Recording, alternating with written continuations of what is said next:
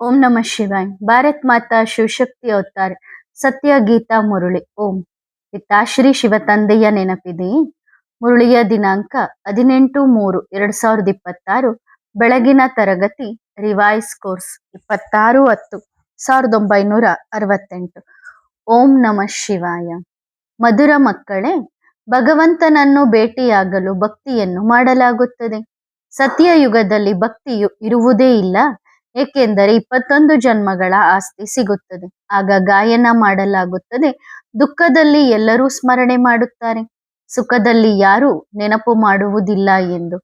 ಇಲ್ಲಿ ಅಪಾರ ದುಃಖವಿದೆ, ಗಳಿಗೆ ಗಳಿಗೆಗೂ ಭಗವಂತ ಕರುಣೆ ತೋರಿಸು ಎಂದು ಹೇಳುತ್ತಾರೆ. ಓಂ ನಮಃ ಶಿವಾಯ. ಆತ್ಮಿಕ ತಂದೆಯನ್ನು ಇಂಗ್ಲಿಷ್ನಲ್ಲಿ ಸುಪ್ರೀಂ ಫಾದರ್ ಎಂದು ಹೇಳಲಾಗುತ್ತದೆ. ಸತ್ಯಯುಗದಲ್ಲಿ ನೀವು ಹೋದಾಗ ಅಲ್ಲಿ ಇಂಗ್ಲಿಷ್ ಮುಂತಾದ ಬೇರೆ ಯಾವುದೇ ಭಾಷೆ ಇರುವುದಿಲ್ಲ. ಸತ್ಯಯುಗದಲ್ಲಿ ನಮ್ಮ ರಾಜ್ಯವಿರುತ್ತದೆ ಎಂದು ನಿಮಗೆ ಗೊತ್ತಿದೆ. ಅದರಲ್ಲಿ ನಮ್ಮ ಭಾಷೆ ಯಾವುದಿರುತ್ತದೆಯೋ ಅದೇ ನಡೆಯುತ್ತದೆ. ನಂತರ ಆ ಭಾಷೆ ಬದಲಾಗುತ್ತಾ ಹೋಗುತ್ತದೆ. ಅನೇಕ ಭಾಷೆಗಳಾಗುತ್ತವೆ. ರಾಜ ಹೇಗಿರುತ್ತಾನೋ ಹಾಗೆ ಅವರ ಭಾಷೆ ನಡೆಯುತ್ತದೆ. ಈಗಂತೂ ಎಲ್ಲ ಮಕ್ಕಳಿಗೂ ಗೊತ್ತಿದೆ. ಕೇವಲ ಇಲ್ಲಿ ಮಾತ್ರವಲ್ಲ, ಎಲ್ಲ ಸೆಂಟರ್ಗಳಲ್ಲಿರುವ ಎಲ್ಲ ಮಕ್ಕಳಿಗೂ ಒಂದೇ ಮತವಿದೆ. ತಮ್ಮನ್ನು ಆತ್ಮ ಎಂದು ತಿಳಿದುಕೊಳ್ಳಬೇಕು ಮತ್ತು ತಂದೆಯನ್ನು ನೆನಪು ಮಾಡಬೇಕು. ಆಗ ಎಲ್ಲ ಭೂತಗಳು ಓಡಿ ಹೋಗುತ್ತವೆ, ಏಕೆಂದರೆ ತಂದೆ ಪತಿತ ಪಾವನರಾಗಿದ್ದಾರೆ. 5 ಭೂತಗಳ ಪ್ರವೇಶವಂತೂ ಎಲ್ಲರಲ್ಲೂ ಇದೆ. ಆತ್ಮದಲ್ಲಿಯೇ 5 ಭೂತಗಳ ಪ್ರವೇಶವಾಗುತ್ತದೆ.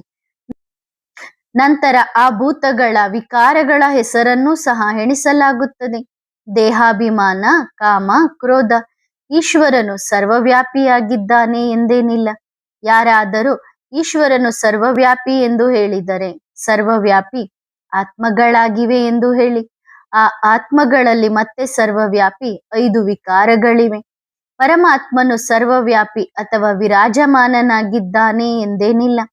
ಪರಮಾತ್ಮನಲ್ಲಿ ಮತ್ತೆ 5 ಭೂತಗಳ ಪ್ರವೇಶ ಹೇಗೆ ಆಗುತ್ತದೆ? ಪ್ರತಿಯೊಂದು ಮಾತನ್ನು ಬಹಳ ಚೆನ್ನಾಗಿ ಧಾರಣೆ ಮಾಡಿಕೊಳ್ಳುವುದರಿಂದ ನೀವು ಪದ್ಮಾಪದಂ ಭಾಗ್ಯಶಾಲಿಗಳಾಗುತ್ತೀರಿ. ಪ್ರಪಂಚದವರು, ರಾವಣನ ಸಂಪ್ರದಾಯದವರು ಏನು ಹೇಳುತ್ತಾರೆ ಮತ್ತು ತಂದೆ ಏನು ಹೇಳುತ್ತಾರೆ, ಈಗ ಜಡ್ಜ್ ಮಾಡಿರಿ. ಪ್ರತಿಯೊಬ್ಬರ ಶರೀರದಲ್ಲಿ ಆತ್ಮವಿದೆ. ಆ ಆತ್ಮದಲ್ಲಿ 5 ವಿಕಾರಗಳು ಪ್ರವೇಶ ಮಾಡುತ್ತವೆ. ಸತ್ಯಯುಗದಲ್ಲಿ ಈ 5 ಭೂತಗಳು ಇರುವುದೇ ಇಲ್ಲ. ಇದು ಭೂತಗಳ ಪ್ರಪಂಚವೇ ಆಗಿದೆ. ಅದು ದೇವಿ ದೇವತೆಗಳ ಪ್ರಪಂಚವಾಗಿದೆ. ಅವರಲ್ಲಿ ಯಾವುದೇ ಭೂತಗಳಿಲ್ಲ, ಹೆಸರೇ ಇಲ್ಲ. ಹೆಸರೇ ದೇವತೆಗಳ ಪ್ರಪಂಚ ಆಗಿದೆ. ಇದು ರಾಕ್ಷಸರ ಪ್ರಪಂಚ ಆಗಿದೆ. ಡೆವಿಲ್ ಎಂದರೆ ಅಸುರರಿಗೆ ಹೇಳಲಾಗುತ್ತದೆ. ಹಗಲು ರಾತ್ರಿಯಷ್ಟು ವ್ಯತ್ಯಾಸವಿದೆ. ಈಗ ನೀವು ಬದಲಾಗುತ್ತಿದ್ದೀರಿ. ಅಲ್ಲಿ ನಿಮ್ಮಲ್ಲಿ ಯಾವುದೇ ವಿಕಾರ, ಯಾವುದೇ ಅವಗುಣ ಇರುವುದಿಲ್ಲ. ನಿಮ್ಮಲ್ಲಿ ಸರ್ವ ಗುಣಗಳಿರುತ್ತವೆ. ನೀವು 16 ಕಲೆ ಸಂಪೂರ್ಣರಾಗುತ್ತೀರಿ. ಮೊದಲು ಆಗಿದ್ದೀರಿ, ನಂತರ ಕೆಳಗೆ ಇಳಿಯುತ್ತಾ ಬಂದಿದ್ದೀರಿ. ಈ ಚಕ್ರದ ಬಗ್ಗೆಯೂ ನಿಮಗೆ ಗೊತ್ತಿದೆ. ನಾವು 84 ಜನ್ಮಗಳ ಚಕ್ರವನ್ನು ಹೇಗೆ ತಿರುಗಿದ್ದೇವೆ. ಈಗ ನಾವೇ ಆತ್ಮ ಎಂಬ ದರ್ಶನವಾಗುತ್ತದೆ. ಅರ್ಥಾತ್ ಈ ಚಕ್ರದ ಜ್ಞಾನ ಸಿಕ್ಕಿದೆ. ಏಳುತ್ತಾ, ಕೂರುತ್ತಾ, ನಡೆಯುತ್ತಾ, ತಿರುಗಾಡುತ್ತಾ ನಿಮಗೆ ಈ ಜ್ಞಾನ ಬುದ್ಧಿಯಲ್ಲಿರಬೇಕು. ತಂದೆ ಜ್ಞಾನವನ್ನು ಓದಿಸುತ್ತಾರೆ. ಈ ಆತ್ಮಿಕ ಜ್ಞಾನವನ್ನು ತಂದೆ ಭಾರತದಲ್ಲಿಯೇ ಬಂದು ಕೊಡುತ್ತಾರೆ. ನಮ್ಮ ಭಾರತ ಎಂದು ಹೇಳುತ್ತಾರಲ್ಲವೇ, ವಾಸ್ತವದಲ್ಲಿ ಹಿಂದೂಸ್ತಾನ್ ಎಂದು ಹೇಳುವುದು ತಪ್ಪಾಗಿದೆ. ಭಾರತವು ಸ್ವರ್ಗವಾಗಿದ್ದಾಗ ಕೇವಲ ನಮ್ಮದೇ ರಾಜ್ಯವಿತ್ತು ಎಂದು ನಿಮಗೆ ಗೊತ್ತಿದೆ. ಬೇರೆ ಯಾವುದೇ ಧರ್ಮವಿರಲಿಲ್ಲ. ನ್ಯೂ ವರ್ಲ್ಡ್ ಆಗಿತ್ತು. ನವದೆಹಲಿ ಎಂದು ಹೇಳುತ್ತಾರಲ್ಲವೇ, ದೆಹಲಿಯ ಹೆಸರು ಅಸಲಿಗೆ ದೆಹಲಿ ಆಗಿರಲಿಲ್ಲ, ಫರಿಸ್ತಾನ ಎಂದು ಹೇಳುತ್ತಿದ್ದರು. ಈಗ ನವದೆಹಲಿ ಮತ್ತು ಹಳೆ ದೆಹಲಿ ಎಂದು ಹೇಳುತ್ತಾರೆ. ನಂತರ ಹೊಸದು ಮತ್ತು ಹಳೆಯದು ಎಂದು ಹೇಳುವುದಿಲ್ಲ, ಫರಿಸ್ತಾನ ಎಂದು ಹೇಳಲಾಗುತ್ತದೆ. ದೆಹಲಿಯನ್ನು ರಾಜಧಾನಿ ಎಂದು ಹೇಳುತ್ತಾರಲ್ಲವೇ. ಆದ್ದರಿಂದ ಯಾವಾಗ ಈ ಲಕ್ಷ್ಮೀನಾರಾಯಣರ ರಾಜ್ಯವಿರುತ್ತದೆಯೋ ಆಗ ಬೇರೆ ಯಾರೂ ಇರುವುದಿಲ್ಲ. ನಮ್ಮದೇ ರಾಜ್ಯವಿರುತ್ತದೆ. ಈಗ ರಾಜ್ಯವಿಲ್ಲ. ಆದ್ದರಿಂದ ಕೇವಲ ನಮ್ಮ ಭಾರತ ದೇಶ ಎಂದು ಹೇಳುತ್ತಾರೆ. ರಾಜ್ಯಾಧಿಕಾರವಂತೂ ಇಲ್ಲ.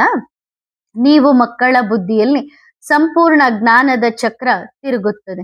ಅವಶ್ಯವಾಗಿ ಈ ವಿಶ್ವದಲ್ಲಿ ಮೊಟ್ಟ ಮೊದಲು ದೇವಿ ದೇವತೆಗಳ ರಾಜ್ಯವಿತ್ತು. ಬೇರೆ ಯಾರ ರಾಜ್ಯವೂ ಇರಲಿಲ್ಲ. ಯಮುನಾ ನದಿಯ ದಡ ಅದನ್ನು ಪರಿಸ್ಥಾನ ಎಂದು ಕರೆಯಲಾಗುತ್ತಿತ್ತು. ದೇವತೆಗಳ ರಾಜಧಾನಿ ದೆಹಲಿಯೇ ಆಗಿತ್ತು. ಆದ್ದರಿಂದ ದೆಹಲಿಯ ಮೇಲೆ ಎಲ್ಲರಿಗೂ ಆಕರ್ಷಣೆ ಇರುತ್ತದೆ.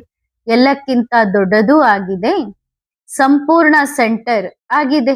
ಆದ್ದರಿಂದ ಮಧುರಾತಿ ಮಧುರ ಮಕ್ಕಳಿಗೆ ಗೊತ್ತಿದೆ, ಪಾಪಗಳು ಅವಶ್ಯವಾಗಿ ಆಗಿವೆ. ಪಾಪಾತ್ಮರಾಗಿದ್ದೀರಿ. ಸತ್ಯಯುಗದಲ್ಲಿ ಪುಣ್ಯಾತ್ಮರಿರುತ್ತಾರೆ. ತಂದೆಯೇ ಬಂದು ನಮ್ಮನ್ನು ಪಾವನರನ್ನಾಗಿ ಮಾಡುತ್ತಾರೆ. ಅದಕ್ಕಾಗಿಯೇ ನೀವು ಶಿವ ಜಯಂತಿಯನ್ನು ಆಚರಿಸುತ್ತೀರಿ. ಈಗ ಜಯಂತಿ ಎನ್ನುವ ಶಬ್ದ ಎಲ್ಲರಿಗೂ ಅನ್ವಯಿಸುತ್ತದೆ. ಆದ್ದರಿಂದ ಇದನ್ನು ಮತ್ತೆ ಶಿವರಾತ್ರಿ ಎಂದು ಕರೆಯಲಾಗುತ್ತದೆ. ರಾತ್ರಿಯ ಅರ್ಥ ನಿಮ್ಮನ್ನು ಬಿಟ್ಟು ಬೇರೆ ಯಾರಿಗೂ ಅರ್ಥವಾಗುವುದಿಲ್ಲ.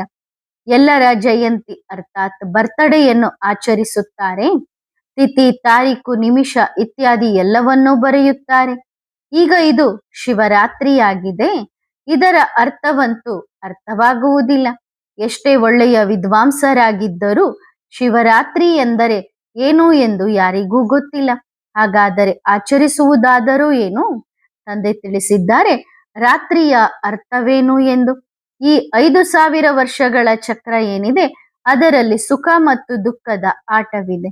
ಇದನ್ನು ಹಗಲು ಎಂದು ಕರೆಯಲಾಗುತ್ತದೆ, ಇದನ್ನು ರಾತ್ರಿ ಎಂದು ಕರೆಯಲಾಗುತ್ತದೆ. ಆದ್ದರಿಂದ ತಂದೆ ಹಗಲು ಮತ್ತು ರಾತ್ರಿಯ ಮಧ್ಯದಲ್ಲಿ ಬರುತ್ತಾರೆ. ಅರ್ಧ ಕಲ್ಪ ಬೆಳಕು, ಅರ್ಧ ಕಲ್ಪ ಕತ್ತಲು. ಭಕ್ತಿಯಲ್ಲಂತೂ ತುಂಬಾ ಕಿರಿಕಿರಿ ನಡೆಯುತ್ತದೆ. ಇಲ್ಲಿ ಸೆಕೆಂಡಿನ ಮಾತಾಗಿದೆ. ಸಂಪೂರ್ಣ ಸಹಜವಾಗಿದೆ. ಸಹಜ ಯೋಗ. ನೀವು ಮೊದಲು ಮುಕ್ತಿಧಾಮಕ್ಕೆ ಹೋಗಬೇಕು. ನೀವು ಮುಕ್ತಿಧಾಮ, ಜೀವನ್ ಮುಕ್ತಿಧಾಮ ಮತ್ತು ಜೀವನ ಬಂಧನದಲ್ಲಿ ಎಷ್ಟು ಸಮಯ ಇದ್ದವರು ಎಂದು ನೀವು ಮಕ್ಕಳಿಗೆ ಗೊತ್ತಿದೆ. ಆದರೂ ನೀವು ಗಳಿಗೆಗಳಿಗೆಗೂ ಮರೆತು ಬಿಡುತ್ತೀರಿ. ತಂದೆ ತಿಳಿಸುತ್ತಾರೆ, ಯೋಗ ಎಂಬ ಶಬ್ದ ಸರಿಯಾಗಿದೆ, ಆದರೆ ಅವರದ್ದು ಶಾರೀರಿಕ ಯೋಗವಾಗಿದೆ. ಇದು ಆತ್ಮಗಳ ಯೋಗವಾಗಿದೆ. ಸನ್ಯಾಸಿಗಳು ಅನೇಕ ಪ್ರಕಾರದ ಹಠಯೋಗ ಇತ್ಯಾದಿಗಳನ್ನು ಕಲಿಸುತ್ತಾರೆ. ಆಗ ಮನುಷ್ಯರು ಗೊಂದಲಕ್ಕೊಳಗಾಗುತ್ತಾರೆ. ನೀವೆಲ್ಲ ಮಕ್ಕಳ ತಂದೆಯೂ ಆಗಿದ್ದಾರೆ, ಟೀಚರ್ ಕೂಡ ಆಗಿದ್ದಾರೆ. ಆದ್ದರಿಂದ ಅವರೊಂದಿಗೆ ಬುದ್ಧಿಯೋಗವನ್ನು ಜೋಡಿಸಬೇಕಲ್ಲವೇ? ಟೀಚರ್ ಅವರಿಂದ ಓದಬೇಕಾಗುತ್ತದೆ. ಮಗು ಜನ್ಮ ಪಡೆದಾಗ ಮೊದಲು ತಂದೆಯ ಜೊತೆಗೆ ಯೋಗವಿರುತ್ತದೆ. ನಂತರ 5 ವರ್ಷಗಳ ನಂತರ ಶಿಕ್ಷಕರ ಜೊತೆಗೆ ಬುದ್ಧಿಯೋಗವನ್ನು ಜೋಡಿಸುವುದು. ನಂತರ ವಾನಪ್ರಸ್ಥ ಸ್ಥಿತಿಯಲ್ಲಿ ಗುರುವಿನೊಂದಿಗೆ ಯೋಗವನ್ನು ಜೋಡಿಸಬೇಕಾಗುತ್ತದೆ. ಈ 3 ಮುಖ್ಯ ನೆನಪುಗಳಿರುತ್ತವೆ. ಅವರಂತೂ ಬೇರೆ ಬೇರೆಯಾಗಿರುತ್ತಾರೆ. ಇಲ್ಲಿ ಒಂದೇ ಬಾರಿ ತಂದೆ ಬಂದು ತಂದೆಯೂ ಆಗಿದ್ದಾರೆ, ಟೀಚರ್ ಕೂಡ ಆಗುತ್ತಾರೆ. ವಂಡರ್ಫುಲ್ ಆಗಿದೆ ಅಲ್ಲವೇ? ಇಂತಹ ತಂದೆಯನ್ನು ಅವಶ್ಯವಾಗಿ ನೆನಪು ಮಾಡಬೇಕು. ಜನ್ಮ ಜನ್ಮಾಂತರಗಳಿಂದ ಮೂವರನ್ನು ಬೇರೆ ಬೇರೆಯಾಗಿ ನೆನಪು ಮಾಡುತ್ತಾ ಬಂದಿದ್ದೀರಿ. ಸತ್ಯಯುಗದಲ್ಲಿಯೂ ತಂದೆಯೊಂದಿಗೆ ಯೋಗವಿರುತ್ತದೆ. ನಂತರ ಟೀಚರ್ ಜೊತೆ ಯೋಗ ಇರುತ್ತದೆ. ಟೀಚರ್ನ ಹತ್ತಿರ ಓದುವುದಕ್ಕೆ ಹೋಗುತ್ತೀರಲ್ಲವೇ? ಇದಂತೆ ಗುರುವಿನ ಅವಶ್ಯಕತೆ ಸತ್ಯಯುಗದಲ್ಲಿ ಇರುವುದಿಲ್ಲ, ಏಕೆಂದರೆ ಎಲ್ಲರೂ ಸದ್ಗತಿಯಲ್ಲಿ ಇರುತ್ತಾರೆ. ಈ ಎಲ್ಲಾ ಮಾತುಗಳನ್ನು ನೆನಪಿಟ್ಟುಕೊಳ್ಳಲು ಏನು ಕಷ್ಟವಿದೆ? ಸಂಪೂರ್ಣ ಸಹಜವಾಗಿದೆ. ಅದನ್ನು ಸಹಜ ನೆನಪು ಎಂದು ಕರೆಯಲಾಗುತ್ತದೆ. ಆದರೆ ಇದು ಅನ್ಕಾಮನ್ ಆಗಿದೆ. ತಂದೆ ಹೇಳುತ್ತಾರೆ, ನಾನೂ ಸಹ ಸ್ವಲ್ಪ ಸಮಯದವರೆಗೆ ಸಾಲ ತೆಗೆದುಕೊಳ್ಳುತ್ತೇನೆ. 60 ವರ್ಷಗಳಲ್ಲಿ ವಾನಪ್ರಸ್ಥ ಸ್ಥಿತಿ ಆಗುತ್ತದೆ. 60 ಆದರೆ ಅರಳು ಮರಳು ಎಂದು ಹೇಳುತ್ತಾರಲ್ಲವೇ? ಆ ಸಮಯದಲ್ಲಿ ಎಲ್ಲರಿಗೂ ಅರಳು ಮರಳಾಗಿದೆ. ಎಲ್ಲರೂ ವಾನಪ್ರಸ್ಥ ನಿರ್ವಾಣಧಾಮಕ್ಕೆ ಹೋಗುತ್ತಾರೆ. ಅದು ಸ್ವೀಟ್ ಹೋಮ್ ಆಗಿದೆ, ಸ್ವೀಟೆಸ್ಟ್ ಹೋಮ್. ಅದಕ್ಕಾಗಿ ಎಷ್ಟೊಂದು ಅಪಾರ ಭಕ್ತಿಯನ್ನು ಮಾಡಿದ್ದೀರಿ. ಈಗ ಚಕ್ರ ತಿರುಗಿ ಬಂದಿದ್ದೀರಿ. ಮನುಷ್ಯರಿಗೆ ಇದು ಸಹ ಏನೂ ಗೊತ್ತಿಲ್ಲ. ಲಕ್ಷಾಂತರ ವರ್ಷಗಳ ಚಕ್ರವಿದೆ ಎಂದು ಸುಮ್ಮನೆ ಕಟ್ಟುಕತೆ ಹೇಳಿದ್ದಾರೆ. ಲಕ್ಷಾಂತರ ವರ್ಷಗಳ ಮಾತಾಗಿದ್ದರೆ ಮತ್ತೆ ರಿಪೀಟ್ ಆಗಲು ಸಾಧ್ಯವಿಲ್ಲ. ವಿಶ್ರಾಂತಿ ಸಿಗುವುದೇ ಕಷ್ಟವಾಗುತ್ತದೆ. ನಿಮಗೆ ವಿಶ್ರಾಂತಿ ಸಿಗಬೇಕಿದೆ. ಅದನ್ನೇ ಇನ್ಕಾರ್ಪೋರಿಯಲ್ ವರ್ಲ್ಡ್, ಶಾಂತಿಯ ನಿರಾಕಾರಿ ಪ್ರಪಂಚ ಎಂದು ಕರೆಯಲಾಗುತ್ತದೆ. ಇದು ಸ್ಥೂಲ ಮಧುರ ಮನೆಯಾಗಿದೆ. ಅದು ಮೂಲ ಮಧುರ ಮನೆಯಾಗಿದೆ. ಆತ್ಮವು ಸಂಪೂರ್ಣ ಚಿಕ್ಕ ರಾಕೆಟ್ ಆಗಿದೆ. ಅದಕ್ಕಿಂತ ವೇಗವಾಗಿ ಓಡುವಂತಹದ್ದು ಬೇರೆ ಯಾವುದೂ ಇಲ್ಲ. ಇದಂತೂ ಎಲ್ಲಕ್ಕಿಂತ ವೇಗವಾಗಿದೆ. 1 ಸೆಕೆಂಡಿನಲ್ಲಿ ಶರೀರ ಬಿಟ್ಟಿತು ಮತ್ತು ಇಲ್ಲಿಂದ ಓಡಿತು. ಎರಡನೇ ಶರೀರವು ತಯಾರಾಗಿರುತ್ತದೆ. ಅಂದ್ರೆ ಶರೀರ ಬಿಟ್ಟ ತಕ್ಷಣ ಇಲ್ಲಿಂದ ಹೋಗಿ ಅಲ್ಲಿ ಶರೀರ ಪಡ್ಕೊಳ್ಳುತ್ತೆ. ಡ್ರಾಮಾದ ಅನುಸಾರ ಸರಿಯಾದ ಸಮಯಕ್ಕೆ ಅವರು ಹೋಗಲೇಬೇಕು. ಡ್ರಾಮಾ ಎಷ್ಟು ಅಕ್ಯುರೇಟ್ ಆಗಿದೆ, ಇದರಲ್ಲಿ ಯಾವುದೇ ಅಕ್ಯುರೇಟ್ ಇಲ್ಲ. ಇದು ನಿಮಗೆ ಗೊತ್ತಿದೆ. ತಂದೆಯೂ ಹೇಳುತ್ತಾರೆ, ಡ್ರಾಮಾದ ಅನುಸಾರ ನಾನು ಸಂಪೂರ್ಣ ಅಕ್ಯುರೇಟ್ ಸಮಯಕ್ಕೆ ಬರುತ್ತೇನೆ. 1 ಸೆಕೆಂಡಿನ ವ್ಯತ್ಯಾಸವೂ ಆಗಲು ಸಾಧ್ಯವಿಲ್ಲ. ಇವರಲ್ಲಿ ತಂದೆ ಭಗವಂತನಿದ್ದಾನೆ ಎಂದು ಹೇಗೆ ತಿಳಿಯುತ್ತದೆ? ಯಾವಾಗ ಜ್ಞಾನವನ್ನು ಕೊಡುತ್ತಾರೋ ಆಗ ತಿಳಿಯುತ್ತದೆ. ಮಕ್ಕಳಿಗೆ ತಂದೆ ತಿಳಿಸುತ್ತಾರೆ, ಶಿವರಾತ್ರಿಯನ್ನು ಆಚರಿಸುತ್ತೀರಲ್ಲವೇ? ನಾನು ಶಿವ ಯಾವಾಗ ಹೇಗೆ ಬರುತ್ತೇನೆ ಎಂದು ನಿಮಗೂ ಗೊತ್ತಿಲ್ಲ. ಶಿವರಾತ್ರಿ ಕೃಷ್ಣ ರಾತ್ರಿ ಆಚರಿಸುತ್ತಾರೆ, ರಾಮನ ರಾತ್ರಿಯನ್ನು ಆಚರಿಸುವುದಿಲ್ಲ. ಏಕೆಂದರೆ ವ್ಯತ್ಯಾಸವಾಯಿತಲ್ಲವೇ? ಶಿವರಾತ್ರಿಯಲ್ಲಿ ಕೃಷ್ಣನದ್ದನ್ನು ಆಚರಿಸಲಾಗುತ್ತದೆ, ಆದ್ದರಿಂದ ಗೊಂದಲವಾಯಿತಲ್ಲವೇ? ಭಕ್ತಿ ಮಾರ್ಗದ ಶಾಸ್ತ್ರಗಳನ್ನು ಎಷ್ಟು ಸುಳ್ಳು ಮಾಡಿದ್ದಾರೆ. ತಾಯಿ ತಂದೆ ಸುಳ್ಳಾದರೆ ಎಲ್ಲಾ ರಚನೆಯೂ ಸುಳ್ಳು. ಅಲ್ಲಿ ಇರುವುದೇ ಸತ್ಯ. ಇಲ್ಲಿ ಅಸುರಿ ರಾವಣನ ರಾಜ್ಯವಿದೆ. ಆದ್ದರಿಂದ ಇಲ್ಲಿ ಅರ್ಥ ಮಾಡಿಕೊಳ್ಳುವ ಮಾತುಗಳಾಗಿವೆಯಲ್ಲವೇ? ಇವರಂತೂ ಬಾಬಾ ಆಗಿದ್ದಾರೆ. ವಯಸ್ಸಾದವರಿಗೆ ಬಾಬಾ ಎಂದು ಹೇಳುತ್ತಾರಲ್ಲವೇ? ಚಿಕ್ಕ ಮಕ್ಕಳಿಗೆ ಬಾಬಾ ಎಂದು ಹೇಳುವುದಿಲ್ಲ. ಕೆಲವರು ಪ್ರೀತಿಯಿಂದ ಚಿಕ್ಕ ಮಕ್ಕಳಿಗೂ ಬಾಬಾ ಎಂದು ಹೇಳುತ್ತಾರೆ. ಆದ್ದರಿಂದ ಅವರು ಕೃಷ್ಣನಿಗೂ ಪ್ರೀತಿಯಿಂದ ಬಾಬಾ ಎಂದು ಹೇಳಿದ್ದಾರೆ. ಬಾಬಾ ಎಂದು ಯಾವಾಗ ಹೇಳಲಾಗುತ್ತದೆ ಎಂದರೆ ದೊಡ್ಡವರಾಗಿದ್ದಾಗ ಮತ್ತು ನಂತರ ಮಕ್ಕಳಿಗೆ ಜನ್ಮ ಕೊಟ್ಟಾಗ ಬಾಬಾ ಅಂದರೆ ತಂದೆ ಎಂದು ಹೇಳಲಾಗುತ್ತದೆ. ಕೃಷ್ಣ ಸ್ವಯಂ ರಾಜಕುಮಾರ. ಅವರಿಗೆ ಅಂದ್ರೆ ಕೃಷ್ಣನಿಗೆ ಮಕ್ಕಳು ಎಲ್ಲಿಂದ ಬರಬೇಕು? ಅವನು ಸಣ್ಣವನಿದ್ದಾಗ ಅವನಿಗೆ ಮಕ್ಕಳು ಎಲ್ಲಿಂದ? ಅವನು ದೊಡ್ಡವನಾಗಿ ಮದುವೆ ಆದ ನಂತರ ಮಕ್ಕಳು. ತಂದೆ ಸ್ವಯಂ ಹೇಳುತ್ತಾರೆ, ನಾನು ವಯಸ್ಸಾದವರ ತನುವಿನಲ್ಲಿ ಬರುತ್ತೇನೆ. ಶಾಸ್ತ್ರಗಳಲ್ಲಿಯೂ ಇದೆ. ಆದರೆ ಶಾಸ್ತ್ರಗಳ ಎಲ್ಲಾ ಮಾತುಗಳು ಅಕ್ಯುರೇಟ್ ಆಗಿರುವುದಿಲ್ಲ. ಕೆಲವು ಮಾತುಗಳು ಸರಿಯಾಗಿವೆ. ಬ್ರಹ್ಮನ ಆಯುಷು ಎಂದರೆ ಪ್ರಜಾಪಿತ ಬ್ರಹ್ಮನ ಆಯುಷು ಎಂದು ಹೇಳುತ್ತಾರಲ್ಲವೇ? ಅದು ಖಂಡಿತವಾಗಿ ಆ ಸಮಯದಲ್ಲಿಯೇ ಇರುತ್ತದೆ. ಪ್ರಜಾಪಿತ ಬ್ರಹ್ಮನ ಆಯುಷು ಮುಗಿದು ಹೋಗುತ್ತದೆ. ಏಕೆಂದರೆ ಇದು ಮೃತ್ಯು ಲೋಕವಾಗಿದೆ. ಅಲ್ಲಿಯಂತೂ ಮುಗಿಯುವುದಿಲ್ಲ. ಬ್ರಹ್ಮನ ಆಯುಷು ಮೃತ್ಯು ಲೋಕದಲ್ಲಿ ಮುಗಿಯುತ್ತದೆ. ಇದೇನು ಅಮರಲೋಕವಲ್ಲ. ಇದನ್ನು ಪುರುಷೋತ್ತಮ ಸಂಗಮ ಯುಗ ಎಂದು ಕರೆಯಲಾಗುತ್ತದೆ. ಇದು ನೀವು ಮಕ್ಕಳನ್ನು ಬಿಟ್ಟು ಬೇರೆ ಯಾರ ಬುದ್ಧಿಯಲ್ಲಿಯೂ ಇರಲು ಸಾಧ್ಯವಿಲ್ಲ. ತಂದೆ ತಿಳಿಸುತ್ತಾರೆ, ಮಧುರಾತಿ ಮಧುರ ಮಕ್ಕಳೇ, ನೀವು ನಿಮ್ಮ ಜನ್ಮಗಳ ಬಗ್ಗೆ ತಿಳಿದುಕೊಂಡಿಲ್ಲ. ನಾನು ತಿಳಿಸುತ್ತೇನೆ. ನೀವು 84 ಜನ್ಮಗಳನ್ನು ತೆಗೆದುಕೊಳ್ಳುತ್ತೀರಿ. ಹೇಗೆ ಎಂದು ಸಹ ನಿಮಗೆ ಗೊತ್ತಿದೆ. ಪ್ರತಿಯೊಂದು ಯುಗದ ಆಯುಷು 1250 ವರ್ಷಗಳಾಗಿವೆ ಮತ್ತು ಅಷ್ಟಷ್ಟು ಜನ್ಮಗಳನ್ನು ಪಡೆದಿದ್ದೀರಿ. ಇದರ ಒಂದೊಂದು ಯುಗದಲ್ಲೂ ಎಷ್ಟು ಜನ್ಮಗಳನ್ನ ಪಡ್ಕೊಳ್ತಾ ಬರ್ತೀವಿ ಅನ್ನೋದು ಗೊತ್ತಿದೆ. ಸಂಪೂರ್ಣ 84 ಜನ್ಮಗಳ ಲೆಕ್ಕಾಚಾರವಿದೆಯಲ್ಲವೇ? 84 ಲಕ್ಷದ ಲೆಕ್ಕಾಚಾರವಂತೂ ಆಗಲು ಸಾಧ್ಯವಿಲ್ಲ. ಇದನ್ನು 84 ಜನ್ಮಗಳ ಚಕ್ರ ಎಂದು ಕರೆಯಲಾಗುತ್ತದೆ. 84 ಲಕ್ಷದ ಮಾತಂತೂ ನೆನಪಿರಲು ಸಾಧ್ಯವಿಲ್ಲ. ಇಲ್ಲಿ ಎಷ್ಟೊಂದು ಅಪಾರ ದುಃಖವಿದೆ. ಚೇಳು ಕೀಟಗಳಂತೆ ಮಕ್ಕಳು ಹುಟ್ಟುತ್ತಾರೆ. ಅದನ್ನು ಘೋರ ನರಕ ಎಂದು ಕರೆಯಲಾಗುತ್ತದೆ. ಸಂಪೂರ್ಣ ಚೀಚಿ ಪ್ರಪಂಚವಾಗಿದೆ. ಮಕ್ಕಳಾದ ನಿಮಗೆ ಗೊತ್ತಿದೆ. ಈಗ ನಾವು ಹೊಸ ಪ್ರಪಂಚಕ್ಕೆ ಹೋಗಲು ತಯಾರಾಗುತ್ತಿದ್ದೇವೆ. ಪಾಪಗಳು ಕತ್ತರಿಸಲ್ಪಟ್ಟರೆ ಮಹಾನ್ ಪುಣ್ಯಾತ್ಮರಾಗುತ್ತೀರಿ. ಈಗ ಯಾವುದೇ ಪಾಪ ಮಾಡಬಾರದು. ಒಬ್ಬರಿಗೊಬ್ಬರು ಕಾಮದ ಕಟಾರಿ ನಡೆಸುವುದು ಇದು ಸಹ ಆದಿ ಮಧ್ಯ ಅಂತ್ಯ ದುಃಖ ಕೊಡುವುದಾಗಿದೆ. ಈಗ ಈ ರಾವಣನ ರಾಜ್ಯ ಪೂರ್ಣವಾಗುತ್ತದೆ. ಈಗ ಕಲಿಯುಗದ ಅಂತ್ಯವಾಗಿದೆ. ಈಗ ಮಹಾಭಾರಿ ಯುದ್ಧವು ನಿಶ್ಚಿತವಾಗಿದೆ. ನಂತರ ಯಾವುದೇ ಯುದ್ಧ ಇತ್ಯಾದಿ ಇರುವುದೇ ಇಲ್ಲ. ಯಾವುದೇ ಯಜ್ಞವನ್ನು ರಚಿಸುವುದಿಲ್ಲ. ಯಜ್ಞವನ್ನು ಯಾವಾಗ ರಚಿಸುತ್ತಾರೆಯೋ ಆಗ ಅದರಲ್ಲಿ ಹವನ ಮಾಡುತ್ತಾರೆ. ಉಳಿದಿರುವ ಸಾಮಗ್ರಿಗಳನ್ನೆಲ್ಲ ಸ್ವಾಹ ಮಾಡುತ್ತಾರೆ. ಈಗ ತಂದೆ ತಿಳಿಸಿದ್ದಾರೆ, ಇದು ರುದ್ರಜ್ಞಾನ ಯಜ್ಞವಾಗಿದೆ. ರುದ್ರ ಎಂದು ಶಿವಬಾಬನಿಗೆ ಹೇಳಲಾಗುತ್ತದೆ. ರುದ್ರಮಾಲೆ ಎಂದು ಹೇಳುತ್ತಾರಲ್ಲವೇ? ಹೂವು ರುದ್ರನಾಗಿದ್ದರೆ ನಂತರ ಮೇರು ಜೋಡಿಮಣಿಗಳು. ಮಾಲೆಯು ಜೋಡಿಮಣಿಗಳದ್ದಾಗಿದೆ. ಪ್ರವೃತ್ತಿ ಮಾರ್ಗವಿದೆಯಲ್ಲವೇ? ನಿವೃತ್ತಿ ಮಾರ್ಗ ನಂತರ ಸ್ಥಾಪನೆಯಾಗುತ್ತದೆ. ನಿವೃತ್ತಿ ಮಾರ್ಗದವರಿಗೆ ಪ್ರವೃತ್ತಿ ಮಾರ್ಗದ ರೀತಿ ರಿವಾಜುಗಳು ಅಂದ್ರೆ ಪದ್ಧತಿ ಸಂಪ್ರದಾಯಗಳ ಬಗ್ಗೆ ಏನೂ ಗೊತ್ತಿಲ್ಲ. ಅವರಂತೂ ಮನೆ ಮಠ ಬಿಟ್ಟು ಕಾಡಿಗೆ ಹೊರಟು ಹೋಗುತ್ತಾರೆ. ಅವರ ಹೆಸರೇ ಸನ್ಯಾಸಿ ಎಂದು ಬಂದಿದೆ. ಯಾವುದರ ಸನ್ಯಾಸ? ಮನೆ ಮಠದ ಸನ್ಯಾಸ. ಅವರು ಮನೆಯಿಂದ ಬರಿಗೈಯಲ್ಲಿ ಹೊರಡುತ್ತಾರಲ್ಲವೇ? ಮೊದಲು ಗುರುಗಳು ತುಂಬಾ ಪರೀಕ್ಷೆ ತೆಗೆದುಕೊಳ್ಳುತ್ತಿದ್ದರು, ಕೆಲಸ ಮಾಡಿಸುತ್ತಿದ್ದರು. ಮೂಲತಃ ಕೇವಲ ಹಿಟ್ಟನ್ನು ತೆಗೆದುಕೊಂಡು ಅವರು ಹೋಗುತ್ತಿದ್ದರು. ಅಡುಗೆಯನ್ನು ಸಹ ತೆಗೆದುಕೊಳ್ಳುತ್ತಿರಲಿಲ್ಲ. ಅವರು ಕಾಡಿನಲ್ಲಿಯೇ ಇರಬೇಕು. ಕಾಡಿನಲ್ಲಿ ಗೆಡ್ಡೆ ಗೆಣಸು ಹಣ್ಣುಗಳು ಸಿಗುತ್ತವೆ. ಇದು ಸಹ ಗಾಯನವಿದೆ.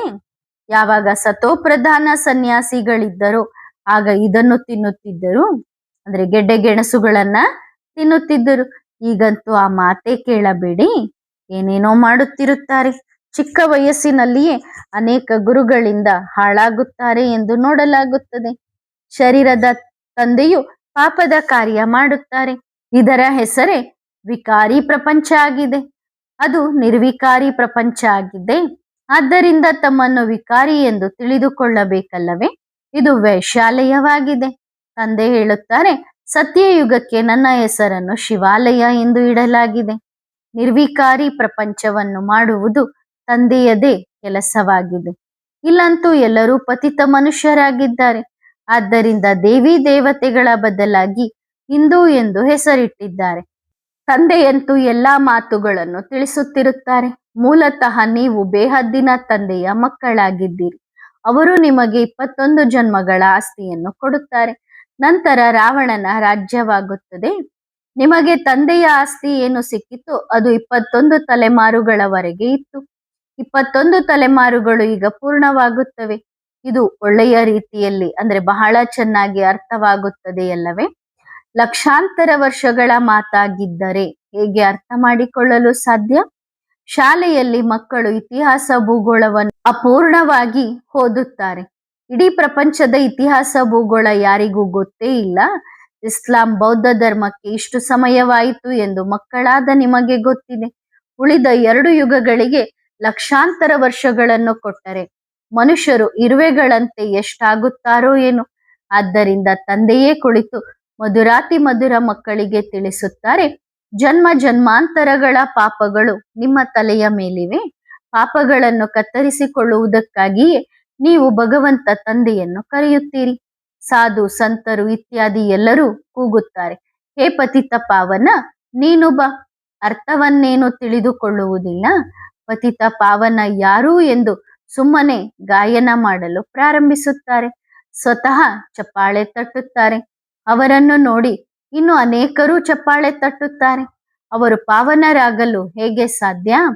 ಗಳಿಗೆ ಗಳಿಗೆಗೂ ಸ್ನಾನ ಮಾಡಲು ಹೋಗುತ್ತಾರೆ. ಹಾಗಾದರೆ ಅವಶ್ಯವಾಗಿ ಪತಿತರಾಗಿದ್ದಾರಲ್ಲವೇ? ನಂತರ ಶಿವಬಾಬಾರವರಿಗೆ ಸರ್ವವ್ಯಾಪಿ ಎಂದು ಹೇಳುತ್ತಾರೆ. ನಾಯಿ ಬೆಕ್ಕಿನಲ್ಲಿದ್ದಾರೆ ಎಂದು. ಯಾರಾದರೂ ಅವರನ್ನು ಕೇಳಿದರೆ ಪರಮಾತ್ಮನೊಂದಿಗೆ ಯೋಗವನ್ನು ಹೇಗೆ ಜೋಡಿಸುವುದು, ಅವರನ್ನು ಭೇಟಿಯಾಗುವುದು ಹೇಗೆ ಎಂದು ಹೇಳುತ್ತಾರೆ. ಆಗ ಅವರು ಸರ್ವವ್ಯಾಪಿಯಾಗಿದ್ದಾರೆ ಎಂದು ಹೇಳುತ್ತಾರೆ. ಏನು ದಾರಿ ತೋರಿಸುತ್ತಾರೆ? ವೇದ ಶಾಸ್ತ್ರ ಇತ್ಯಾದಿಗಳನ್ನು ಓದುವುದರಿಂದ ಭಗವಂತ ಸಿಗುತ್ತಾನೆ ಎಂದು ಹೇಳುತ್ತಾರೆ. ಆದರೆ ತಂದೆ ಹೇಳುತ್ತಾರೆ, ನಾನು ಪ್ರತಿ 5,000 ವರ್ಷಗಳ ನಂತರ ಡ್ರಾಮಾದ ಪ್ಲಾನ್ ಅನುಸಾರ ಬರುತ್ತೇನೆ. ಈ ಡ್ರಾಮಾದ ರಹಸ್ಯ ತಂದೆಯನ್ನು ಬಿಟ್ಟು ಬೇರೆ ಯಾರಿಗೂ ಗೊತ್ತಿಲ್ಲ. ಲಕ್ಷಾಂತರ ವರ್ಷಗಳ ಡ್ರಾಮಾ ಅಂತೂ ಆಗಲು ಸಾಧ್ಯವಿಲ್ಲ. ಈಗ ತಂದೆ ತಿಳಿಸುತ್ತಾರೆ, ಇದು 5,000 ವರ್ಷಗಳ ಮಾತಾಗಿದೆ. ಕಲ್ಪದ ಹಿಂದೆಯೂ ತಂದೆ ಇದನ್ನೇ ಹೇಳಿದ್ದರು. ಮನ್ಮನಾಭವ, ಇದು ಮಹಾಮಂತ್ರವಾಗಿದೆ. ಮಾಯೆಯ ಮೇಲೆ ವಿಜಯ ಪಡೆಯುವ ಮಂತ್ರವಾಗಿದೆಯಲ್ಲವೇ?